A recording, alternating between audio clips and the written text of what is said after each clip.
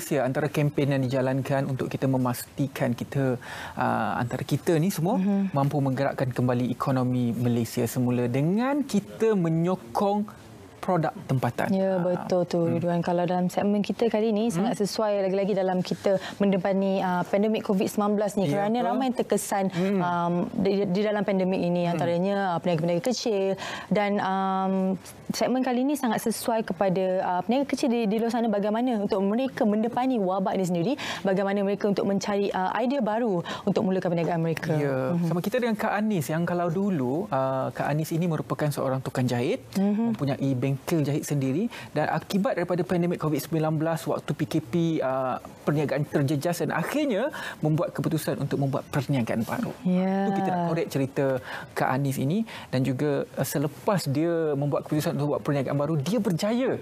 Itu yang sebenarnya kita nak tahu rahsia-rahsianya. Jadi Kak Anis, selamat datang ke Selamat Pagi Malaysia. Jadi Kak Anis ini merupakan seorang, pada saya, ikon kepada wanita, inspirasi wanita untuk orang kata kalau dalam keadaan susah sekali mana pun kita mampu sebenarnya mencari jalan untuk kita keluar daripada kesusahan itu dan juga mencari jalan untuk kita perbaiki hidup kita. Jadi sebelum pandemik COVID-19, saya difahamkan Kak Anis adalah seorang tukang jahit dan sekarang membuat perniagaan baru. Ceritakan Kak Anis. Ya, Assalamualaikum warahmatullahi wabarakatuh. Alhamdulillah, terima kasih. Sebelum ni memang saya menjahit. Saya ada buat kelas-kelas menjahit juga. Lepas COVID-19 memang semua orang tak boleh keluar rumah, tak boleh pergi, orang kata tak boleh nak pergi kerja, tak boleh nak buat apa-apa pun. Jadi perniagaan jahitan pun memang terjejas lah. Lepas pada tu saya dalam masa sama saya memang tak boleh nak buat pendapatan. Jadi saya terpaksa cari idea lah untuk kita tukar perniagaan, cari bila memandangkan kita duduk kat rumah nak masak, saya terfikir apa salahnya saya buat jual barang basah secara online. Sebab masa tu orang pun tak boleh keluar rumah. Kan kita nak tak nak kita ambil buat perkhidmatan, hantar terus sampai depan rumah. Jadi kita ambil ikan, daging daripada supplier, lepas tu kita marketingkan secara online dekat Facebook, status WhatsApp, grup-grup WhatsApp. Lepas tu kita bukalah untuk order, so dia orang senaraikan apa dia orang nak beli. Jadi kita boleh hantar terus ke rumah. So memudahkanlah. Jadi dari situlah saya datangkan ilham untuk saya jual barang-barang basah untuk orang-orang kat luar sana. Jadi macam mana transisi daripada tukang jahit kepada peniaga dalam Thailand? Susah tak sebenarnya? Mula-mula tu rasa ni jugalah macam lari bidang kan. Lari bidang, tapi memandangkan kita nak cari pendapatan dalam masa COVID tu, nak tak nak kita luar orang kata berfikir di luar kotak lah, kita cuba yang lain daripada yang lain. Jadi waktu menguruskan perniagaan baru, iaitu perniagaan dalam talian barang basah tersebut, nak handle barang basah tu bukan mudah lagi-lagi. Kan tiba-tiba pergi hantar COD, orang tak ada pula kat rumah. Tiba-tiba buruk pula ikan tu. Jadi macam mana untuk menguruskan perniagaan yang sangat berbeza daripada tukang jahit tu dengan barang basah yang banyak risiko dia, saya rasa, dari segi risiko penghantaran dan juga risiko menguruskan barang basah itu sendiri.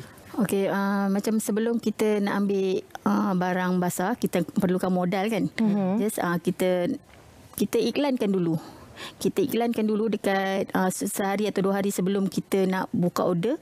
Just kita iklankan dulu. Lepas tu bila orang dah order, kita dah ambil order dia orang, baru kita hantar. Kita dah ambil barang tu, dah sampai kat kita, terus dari hari yang sama juga kita akan hantar pada pelanggan-pelanggan semua. Khidmat penghantaran itu menggunakan rider. Runner. Macam kan sepanjang COVID tu pun banyak orang tak ada pendapatan.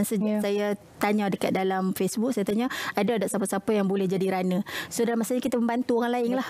Dalam masa yang sama. Kita jaga kita. Kita jaga kita, betul. Kalau kita, seperti kita tahu, kerajaan ada beri inisiatif iaitu penjana kepada peniaga-peniaga kecil. Betul. Pandangan Kak Anis sendiri, adakah ia membantu sedikit sebanyak ataupun macam mana? Dalam ni memang membantu sangatlah. Sangat membantu. Macam contohnya kalau macam kami para wanita ni, kita beruntung sebab kita ada Amanah Ikhtiar Malaysia yang boleh membantu kita untuk salurkan modal. Untuk kita tambah modal perniagaan kita untuk bangunkan kita punya perniagaan lagi lah. So untung dekat situ sebagai wanita memang kita gembiralah sebab kita ada Amanah Ikhtiar boleh bantu kita untuk bagi modal kat kita untuk teruskan perniagaan kita. Berapa ramai pasukan dalam Kak Anis? Pasukan Kak Anis dalam bisnes baru ni? Bisnes baru ni saya pakai 3 orang pekerja dan 2 orang delivery yang hantar pengantaran tu.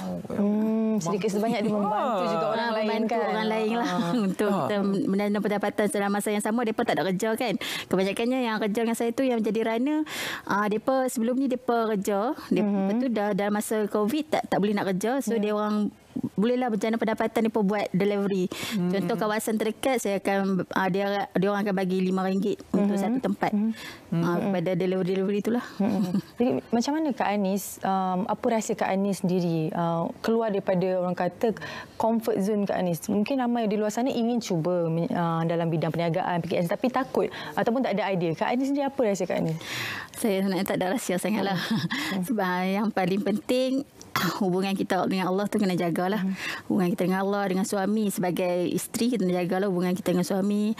Lepas tu dalam masa yang sama kita sentiasa kena baik dengan sahabat-sahabat sekeliling kita lah. Dalam masa yang sama kita macam kita nak promosikan barang kita pun melalui sahabat-sahabat sekeliling kan. Kalau hubungan kita dengan sama-sama sahabat, sama-sama kawan-kawan tak okey, masalah jugalah kan. So jadi kat situ sebenarnya yang banyak membantu dalam perniagaan saya ni juga AIM jugalah banyak membantu dalam perniagaan saya ni. Secara spesifiknya tarikh permulaan bisnes barang basah ni bila?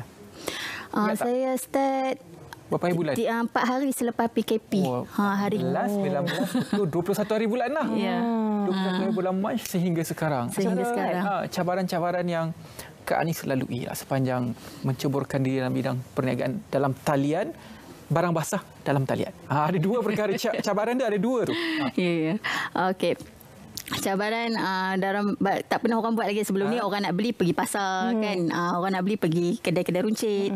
Jadi bila perniagaan barang basah secara talian ni rasanya lebih mudah kepada pelanggan-pelanggan kat luar sana lah. Macam dia orang tak payah nak pergi pasar, lepas tu tak payah nak beratur panjang sebab sekarang ni pun kena ikut SOP kan, nak nak kena pergi kedai, nak kena beratur apa semua. Jadi bila kita buat secara online ni, kita beli macam dia orang dah order, lepas tu kita hantar kepada dia, rasa lebih mudah lah sebab kita pun siap siang, siap cuci apa semua, tinggal dapat kat dia orang boleh masak je tu. Okey.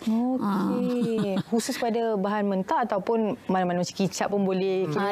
Saya buat barang mentah je macam ikan, daging, seafood, sayur-sayuran. Kalau ada extra order, kicap, rempah, boleh tak? Yang tu selalunya runner kita yang akan tolong pergi beli kat kedai runcit dan hantar sekali. Rezeki dia lah. Rezeki dia yang tu. Kalau kedah kata dia bedak-bedak. Beda-beda kan rezeki, betul-betul. Jadi dalam membuat perniagaan ini juga mungkin kenangan-kenangan manis juga yang menyentuh jiwa Kak Anis apabila membuat penghantaran. Pernah tak Kak Anis buat penghantaran sendiri? Saya pernah juga. Selalunya saya akan hantar kepada tempat-tempat yang contoh macam office. Dia orang order lebih pada 10 nama. Kita akan hantar ke pejabat mereka ke rumah kediaman mereka lah, kita terus ke sana hantar. Jadi barang tu pun kita letak dalam bot kan, dalam tak air semua, barang tak rosak lah. Jadi sistemnya hanya menggunakan aplikasi WhatsApp dan juga Facebook ataupun memang sekarang dah canggih berkolaborasi dengan yang lain juga? Tak, sebenarnya saya pun tak pandai lagi nak macam laman web apa semua saya tak kerti. Saya cuma kerti WhatsApp, Facebook, Instagram. Tu je lah saya main post je. Dan sekarang ni bila orang dah boleh keluar, masih banyak lagi permintaan untuk beli bahan? Alhamdulillah. Ramai masih minta kat saya teruskan.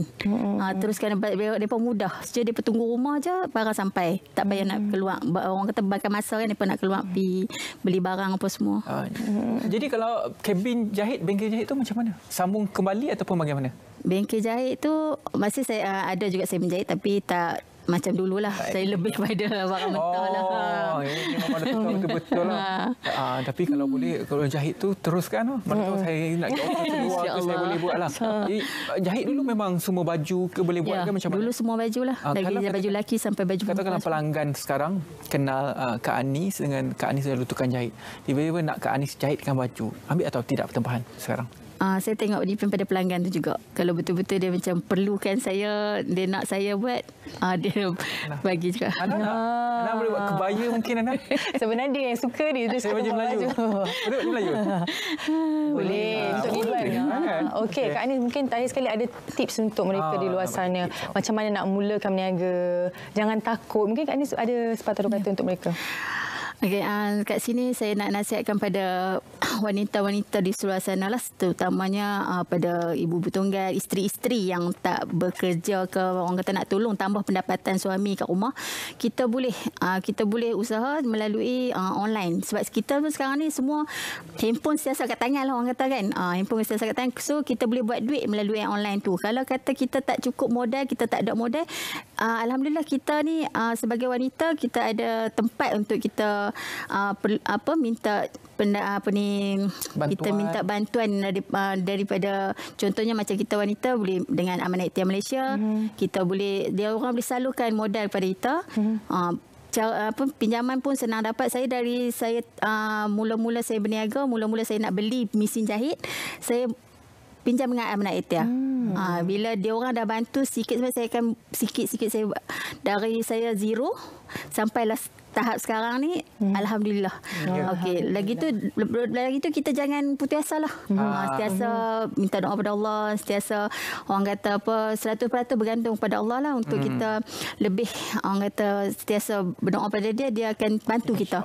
Segala kerja kita akan jadi senang. Alhamdulillah. Banyak-banyak diucapkan. Saya rasa terinspirasi. Saya juga lelaki, saya juga mahu menjadi seperti Kak Anis, buat perniagaan baru lah. InsyaAllah. InsyaAllah. Semoga kita terus berjaya. Baiklah, terima kasih banyak-banyak kerana menonton Selamat Pagi Malaysia daripada jam 8 hingga 10. Hari ini kami mewakili pasukan penerbitan Raziza, Abdul Razak dan juga semua kru yang menjayakan edisi hari ini. Terima kasih banyak-banyak. Hana? Ya, kekalkan norma baru, jaga jarak, pakai pelitup separuh muka dan juga hand sanitizer jangan lupa pakai, penting sebenarnya. Dan jangan lupa untuk teruskan menonton Selamat Pagi Malaysia mahupun segala rancangan di RTM. Assalamualaikum warahmatullahi wabarakatuh. Bye.